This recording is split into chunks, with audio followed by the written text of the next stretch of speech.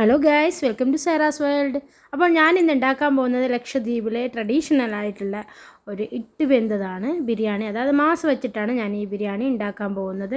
വളരെ എളുപ്പത്തിൽ നമുക്ക് വീട്ടിൽ തയ്യാറാക്കാവുന്ന ഒരു ബിരിയാണിയാണിത്. ഇതിനോടൊപ്പം ഞാൻ സവാളയും പുളിയും വെച്ചിട്ട് ഒരു സാലാഡ് കൂടി ഉണ്ടാക്കുന്നുണ്ട്. അപ്പോൾ നമുക്ക് വീഡിയോയിലേക്ക് പോകാം. അപ്പോൾ നമ്മൾ ഇന്ന് തയ്യാറാക്കാൻ പോകുന്ന ബിരിയാണിക്ക് ആവശ്യമായിട്ടുള്ളത് ടൊമാറ്റോ ഞാനിവിടെ 2 എണ്ണം എടുത്തിട്ടുണ്ട്, മീഡിയം വലിപ്പത്തിലുള്ളതാണ്. പിന്നെ ചില്ലി, ഗ്രീൻ ചില്ലി അതും ഒരു 3 എണ്ണം നടുവിൽ കൂടി പിളർന്നത്. പിന്നെ ജിഞ്ചർ ഗാർലിക് പേസ്റ്റ്, കറിയില, സവാള 4 വലിപ്പത്തിലുള്ളത്. ഇതാണ് മാസ്, ഞാൻ ചത്തി വെച്ചതാണ്. ഇതാണ് ലക്ഷദ്വീപിലെ സ്പെഷ്യൽ മാസ്. ഇത് വെച്ചിട്ടാണ് നമ്മളിന്ന് ബിരിയാണി തയ്യാറാക്കാൻ പോകുന്നത്. പിന്നെ ഇതിന് വേണ്ടിയിട്ട് നമ്മൾ ഉപയോഗിച്ചിട്ടുള്ള അരി റേഷൻ അരിയാണ്. റേഷൻ അരി വെച്ചും ബിരിയാണി അരി വെച്ചും നമുക്ക് ഈ ബിരിയാണി ഉണ്ടാക്കാവുന്നതാണ്. വളരെ എളുപ്പത്തിൽ നമുക്ക് പെട്ടെന്ന് കുക്ക് ചെയ്യാൻ പറ്റും. ഇത് കൂടാതെ ഇതിലേക്ക് ആവശ്യമായിട്ടുള്ളത് തേങ്ങ പാലാണ്. അത് ഒരു തേങ്ങയുടെ പാലെടുക്കുന്നുണ്ട്. ഞാനത് ബിരിയാണി വെക്കുമ്പോൾ കാണിച്ചു തരാം. നമ്മുടെ ചമ്പ് ചൂടായി വന്നിട്ടുണ്ട്. അതിലേക്ക് ഞാൻ വെളിച്ചെണ്ണ ഒഴിച്ച് കൊടുക്കുകയാണ്. ആവശ്യത്തിനുള്ള ഓയിൽ ഒഴിച്ച് കൊടുക്കുക. ഓയിൽ ചൂടായി വന്ന ശേഷം അതിലേക്ക് നമ്മൾ അരിഞ്ഞു വെച്ച് സവാള ഇട്ട് കൊടുക്കുകയാണ്.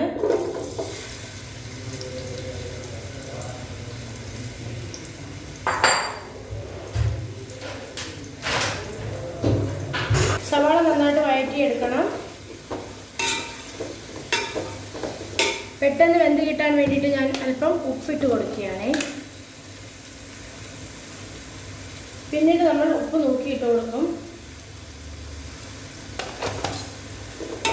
ഉപ്പിട്ട് കൊടുത്തു. ഇത് നന്നായിട്ടൊന്ന് വഴറ്റിയെടുക്കട്ടെ.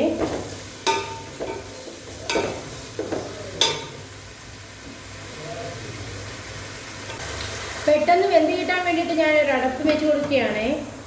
ഒരു 10 മിനിറ്റ് നന്നായിട്ടൊന്ന് വെന്ത് കിട്ടട്ടെ. നമ്മുടെ സവാള ജസ്റ്റ് ഒന്ന് കളർ മാറിയിട്ടുണ്ട്. അപ്പോൾ അതിലേക്ക് നമ്മൾ അരിഞ്ഞു വെച്ച തക്കാളി ഇട്ട് കൊടുക്കുകയാണ്. ഇതിനോടൊപ്പം തന്നെ പച്ചമുളകും പിന്നെ കറിയില വെച്ചപ്പോൾ ഇപ്പം വാടിപ്പോയിട്ടുണ്ട്. അത് കുഴപ്പമില്ല. എല്ലാം ഇട്ടിട്ട് നന്നായിട്ടൊന്ന് വഴറ്റിയെടുക്കണം.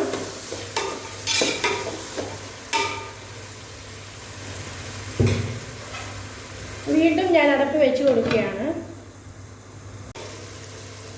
ഇപ്പോൾ നമ്മുടെ സവാളയും പിന്നെ തക്കാളിയൊക്കെ ഏകദേശം വെന്തിട്ടുണ്ട്.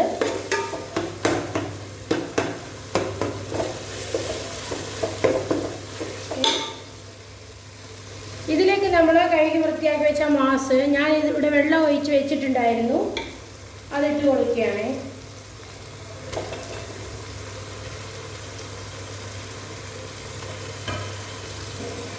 മാസ് എപ്പോഴും ഇങ്ങനെ ചത്തിയ ശേഷം നന്നായിട്ട് കഴുകി ഒരല്പം വെള്ളം ഒഴിച്ച് കുതിർക്കാൻ വേണ്ടി വെക്കുന്നത് നന്നായിരിക്കും. പെട്ടെന്ന് നമുക്ക് അത് വെന്ത് കിട്ടാനായിട്ട്.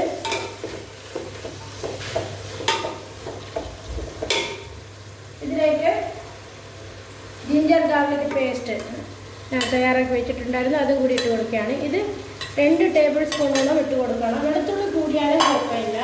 വെളുത്തുള്ളി കൂടുകയാണെങ്കിൽ കൂടുതൽ ടേസ്റ്റ് കൂടും. അപ്പോൾ വെളുത്തുള്ളി കൂട്ടി കൊടുക്കാൻ ശ്രമിക്കുക. ഓക്കെ, ഇതിലേക്ക് ഞാൻ ഒരല്പം മഞ്ഞൾപ്പൊടി ചേർത്ത് കൊടുക്കുകയാണ്.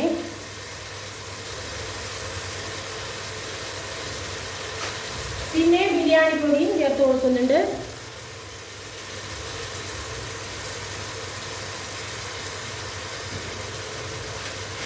ഒരല്പം മീറ്റ് മസാല ഇട്ട് കൊടുക്കുന്നുണ്ട്. അല്പം ഗരം മസാലയും കൂടി ഇട്ട് കൊടുക്കുകയാണ്.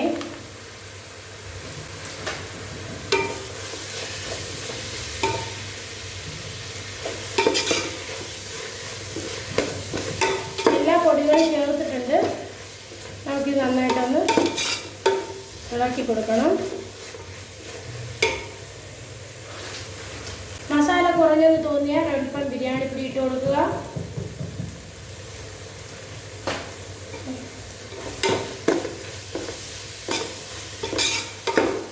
റേഷൻ അരി ഉപയോഗിക്കുന്നത് കൊണ്ട് തന്നെ ഒരല്പം മസാല ഉണ്ടായാൽ നന്നായിരിക്കും. അല്ലെങ്കിൽ പൊടി എത്തിയതായിട്ട് നമുക്ക് തോന്നില്ല. കൂടിയാലും പ്രശ്നമാണ്, കൂടാൻ പാടില്ല. അധികം ഒഴിച്ച് കൊടുക്കുകയാണ്.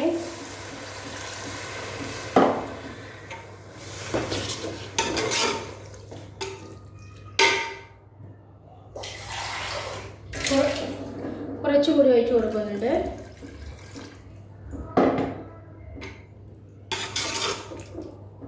ഇതെല്ലാ മസാലയും പിന്നെ നമ്മുടെ മാസും എല്ലാം നന്നായിട്ടൊന്ന് വെന്ത് കിട്ടട്ടെ. പിന്നീട് നമുക്ക് അരി ഇട്ട് കൊടുക്കാം. ഒരു 5 മിനിറ്റ് ഇങ്ങനെ അടച്ച് വെച്ചൊന്ന് വേവിച്ചെടുക്കാം. മസാലയൊക്കെ വെന്ത് തുടങ്ങിയിട്ടുണ്ട്. ഇതിനൊക്കെ നമ്മൾ കൈക്ക് വൃത്തിയാക്കി വെച്ച റൈസ് ഇട്ട് കൊടുക്കുകയാണ്.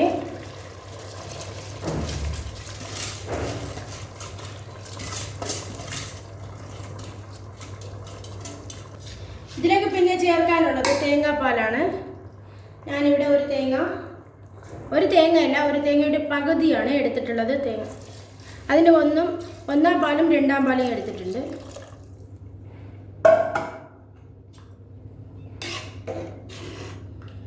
ഒരു ഗ്ലാസ് അരിക്ക് 2 ഗ്ലാസ് വെള്ളം, അതാണ് റേഷ്യോ. പാകത്തിന് വെള്ളം ഒഴിച്ച് കൊടുക്കണം. ഇപ്പോൾ എല്ലാം ഏകദേശം ഇട്ടിട്ടുണ്ട്. നമ്മുടെ മസാലകളും പിന്നെ തേങ്ങാപ്പാലും അരിയും ഒക്കെ വന്നിട്ടുണ്ട്. ഇതിൻ്റെ ഉപ്പ് കൂടി നോക്കിയിട്ട് നമുക്കിതിൻ്റെ അടപ്പ് വെച്ച് കൊടുക്കാം. ഒരല്പം ഉപ്പിടേണ്ടി വരും. ഞാൻ ഉപ്പിട്ട് കൊടുക്കുകയാണ്.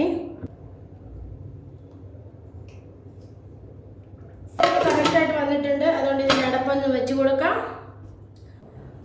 അപ്പോൾ നമ്മുടെ ബിരിയാണി വെന്ത് കിട്ടാൻ കുറച്ച് സമയമെടുക്കും. ബിരിയാണി വെന്ത് കിട്ടുമ്പോഴത്തേക്ക് നമുക്ക് ഒരു കാര്യം ചെയ്യാം. ബിരിയാണിയുടെ കൂടെ കഴിക്കാനായിട്ട് ഒരു സൈഡ് ഡിഷ് ഉണ്ടാക്കാൻ പോവുകയാണ്. ഇതെന്താണെന്ന് മനസ്സിലാക്കി കാണുമല്ലോ. ഇതെന്താണ്? സവാള അല്ലേ? സവാള ചെറുതായിട്ട് അരിഞ്ഞെടുത്തതാണ്. സ്ലൈസ് ചെയ്ത് കട്ട് ചെയ്താലും മതി. ഞാൻ ഉമ്മാൻ്റെ കയ്യിൽ കൊടുത്തപ്പോൾ ഉമ്മ ഇങ്ങനെയാണ് അരിഞ്ഞു തന്നത്. ഇപ്പോൾ എന്തായാലും കുഴപ്പമില്ല, നമ്മൾ തിന്നുന്നതല്ലേ. അപ്പോൾ ഇതിലേക്ക് ആവശ്യമുള്ളത് ഒരല്പം ഷുഗർ ഇട്ട് കൊടുക്കുകയാണ്, പഞ്ചസാര. പിന്നെ ഇതിലേക്ക് ആവശ്യമായിട്ടുള്ളത് പുളി. എൻ്റെ അടുത്ത് ഇപ്പോൾ ഇരിപ്പുള്ളത് ഈ പുളിയാണ്. കറിയിലേക്കൊക്കെ ഇട്ട് കൊടുക്കില്ലേ, സാമ്പാറിലേക്കൊക്കെ ഇടുന്ന ഈ പുളിയാണ് ഇപ്പോൾ എൻ്റെ അടുത്തുള്ളത്. ഇതില്ലാതെ വേറെ പുളി കിട്ടുമല്ലോ, അതായാലും കുഴപ്പമില്ല. നിങ്ങളുടെ കയ്യിൽ ഏത് പുളി ഉണ്ടായാലും അതിട്ട് കൊടുത്താൽ മതി. ഒരല്പം പുളി ഇട്ട് കൊടുക്കുക ഇതിൻ്റെ അകത്തേക്ക്.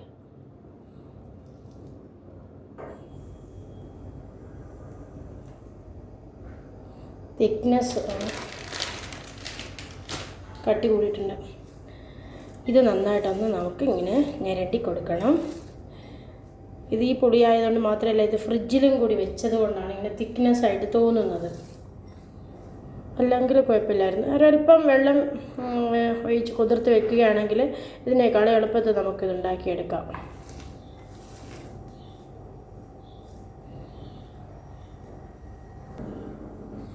ഒരല്പം വെള്ളം ഒഴിച്ച് കൊടുക്കുന്നുണ്ട്.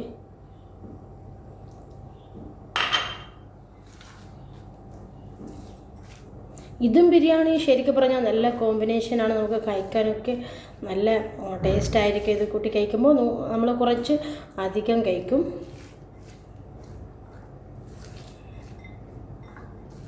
പണ്ട് കാലത്തെ തന്നെ ദ്വീപിൽ ഈ മാസ് ബിരിയാണിയോടൊപ്പം തന്നെ ഇത് ഉമ്മമാരുണ്ടാക്കുന്നത് ഞാൻ കണ്ടിട്ടുണ്ട്. ഇപ്പോഴും അത് തുടർന്ന് വരുന്നുണ്ട്. പിന്നെ ഇതിനോടൊപ്പം തന്നെ ചിലർ ഇങ്ങനെ സവാള, പിന്നെ തക്കാളിയും പച്ചമുളകും, പിന്നെ ഒരല്പം അച്ചാറുണ്ടല്ലോ, നമുക്ക് ഈ റെഡിമെയ്ഡ് കടയിൽ നിന്ന് വാങ്ങുന്ന അച്ചാർ, അതും ഇട്ട് കുഴക്കുന്നത് ഞാൻ കണ്ടിട്ടുണ്ട്. പക്ഷേ എന്നാലും എനിക്ക് കൂടുതലായിട്ട് ഇഷ്ടം ഇതാണ്. ബിരിയാണിയോടൊപ്പം ഈ കോമ്പിനേഷനാണ് എനിക്ക് കൂടുതലായിട്ട് ഇഷ്ടമുള്ളത്. അപ്പോൾ ഞാനെപ്പോഴും ബിരിയാണി വെക്കുമ്പോൾ ഇതാണ് ഉണ്ടാക്കാറുള്ളത്. അപ്പോൾ എല്ലാവരും ഒന്ന് ഉണ്ടാക്കി നോക്കുക, അറിയാത്തവർ.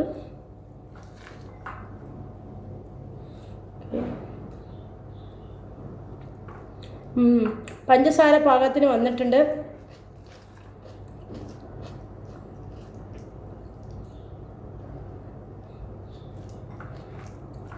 കൈവച്ച് കുഴക്കുന്നത് ചിലർക്ക് ഇഷ്ടപ്പെടില്ല, പക്ഷേ ചിലതൊക്കെ കൈവയ്ക്കാതെ പറ്റില്ലല്ലോ. അപ്പോൾ നിങ്ങൾ ഉണ്ടാക്കി നോക്കാം. എന്തായാലും ഇത് ഇഷ്ടപ്പെടും. ഇതും കൂട്ടി കഴിക്കുകയാണെങ്കിൽ ഒത്തിരി നമ്മൾ ചോറ് കഴിക്കും. ഓക്കെ, റെഡി ആയിട്ടുണ്ട് ഗൈസ്. നമ്മുടെ ബിരിയാണി ഇതാ റെഡി ആയിക്കൊണ്ടിരിക്കുകയാണ്. ഇനി ഒരു അല്പസമയം കൂടി കാത്തിരുന്നാൽ മതി, ബിരിയാണി റെഡിയാകും. നല്ല ടേസ്റ്റുള്ള നല്ല അടിപൊളി ബിരിയാണിയാണ്. ഞാനിതിനോടൊപ്പം ഉണ്ടാക്കി വെച്ച സവാള ഞെരണ്ടിയതുണ്ടല്ലോ, എന്താ പൊടി ഞെരുമ്പിയെന്നാണ് ഞങ്ങൾ പറയാറുള്ളത് ലക്ഷദ്വീപുകാരൻ. അപ്പോൾ അതും കൂടി കഴിച്ചാലുണ്ടല്ലോ ഒരു രക്ഷയില്ല, ടേസ്റ്റ് അടിപൊളിയാണ്.